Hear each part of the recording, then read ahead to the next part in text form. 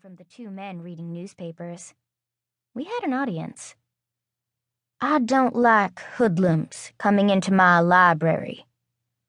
"Right, no hoodlums," I said, nodding my head again.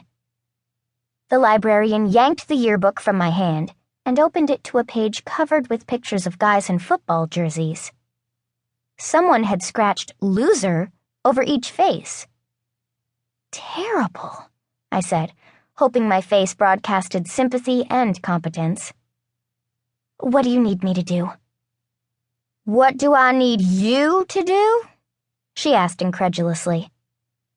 Just as I was about to offer to research security cameras, a guy my age strolled in the door. He wore faded jeans and a gray t-shirt that pulled against the muscles across his chest. "Hey, Mrs. Fisher, you look nice today. You have those books?" He flashed her a grin, going the obvious route of mediocre charm and blatant flattery. "I'm in kind of a hurry." "Trouble with your mom?" The guy's head jerked slightly. "No, the doc's cow."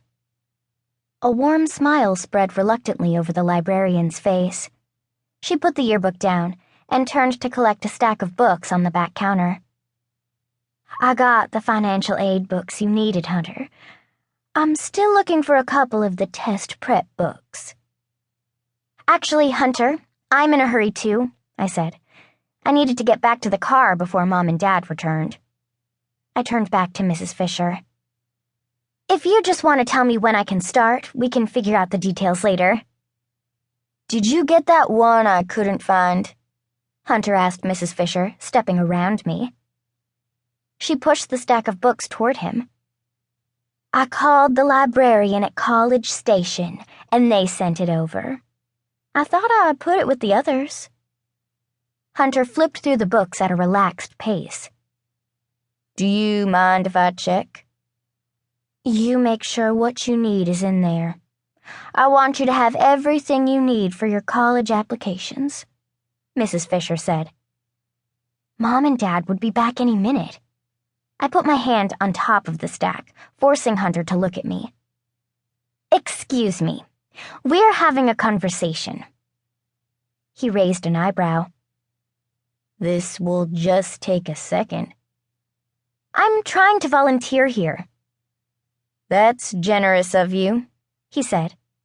One side of his mouth twitched with what might be amusement. "I'll deal with you in a moment," Mrs. Fisher said to me. I buried my irritation behind a sympathetic smile. "You're clearly overworked. I'd love to help out." She lifted her petite frame and put her hands on her hips. "I'll tell you what you can do for me," she said. Finally.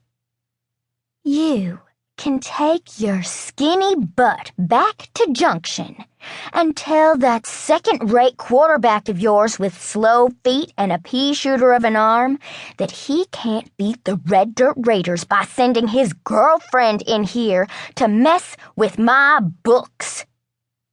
I took a step back. My mouth dropped open. "You must think I'm an idiot," the woman said, pressing her lips together. "Can I get my books now, or are you still talking?" Hunter asked innocently. My face turned red as I struggled to unclench my jaw. Only the image of reviewing talking points again kept my lips zipped. Then a man wearing jeans, a plaid shirt, a tan cowboy hat, and black boots filled the doorframe. There was something very familiar about him. It wasn't his features. I had never seen his face before. It was the way he scraped his glance over the room, looking for who mattered. When he saw Hunter, a smug look of satisfaction took over his face. "So, you're the vandal," the man said to him. "Can't say I'm surprised." Hunter didn't flinch under his stare, but he didn't defend himself either. "No, Beau, this is the girl," Mrs. Fisher said, pointing to me. "Are you with the police?" I asked. "Mr. Stone is the Booster Club president," Mrs. Fisher said.